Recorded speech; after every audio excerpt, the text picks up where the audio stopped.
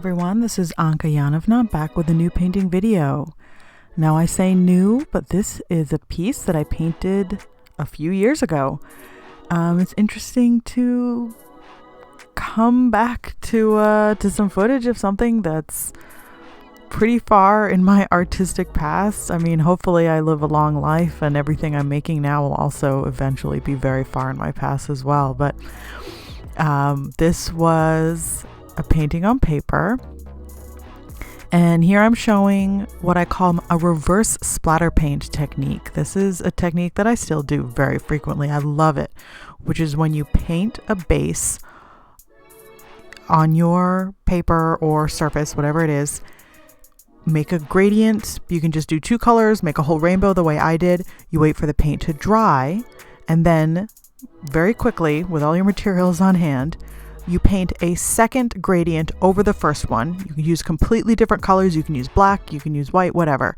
And then while the paint is still wet, very fast, you splash it with water to make a whole bunch of dots. And then you use some paper towel and dab up those dots of water. And it will take the paint with it while leaving the remaining gradient. And it just creates this awesome effect. I love it so much. Mostly these days I use it for, I will prep multiple pieces of paper and I'll use it for the base of block printing, because I do my prints using acrylic paint as well instead of block printing ink. And yeah, it is something, you know, just to just to speak lovingly about this effect. It is very, very soothing to me. There's something very magical about these papers. Sometimes I struggle to use them. I just love to create these abstract backgrounds and kind of hold on to them and admire them. They always look different. There's this element of spontaneity to them that's very magical. I don't write down the steps I take, and so, you know, sometimes a page will look really, really perfect and I go, oh my gosh, I don't even know how I'm gonna recreate that, because I don't remember what I did. I have to like really gaze down and try to remember what I did through the layers. But yep. So on to the actual subject of the painting, though. This is a surreal self-portrait. This is based on me, but it's very stylized. It's highly stylized. At this time, as I recall, I had been playing with stylized figures. So that meant taking, using reference photos from the internet, and then also taking photos of myself, and then using them for the light and the shadow as guidelines, but then exaggerating the features. So you see the face is very wide, the eyes are bigger than they would be in a human face, and I did play with my features as well a bit. Excuse me. But the point remains that this level of light and shadow is not something that I'm going to be able to just do instinctively. I think it's very rare that anybody can do that instinctively. And so I always find it a little odd. I think it must be maybe like teenagers on the internet, maybe who just don't have that much experience, who think that it's cheating to use references. And I'm here to tell you that it is absolutely not. It is an absolutely time-honored art practice.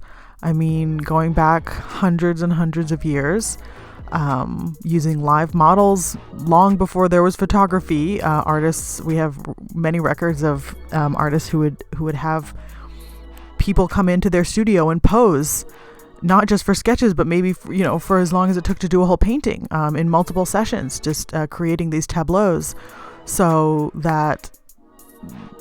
the artist could create the light and the shadow and the folds of the fabric. And, with experience, it's not so much about literally making a photocopy of what you see in front of your face. Just like imagine the scenario of live models who have to set up over multiple sessions so you can create this piece.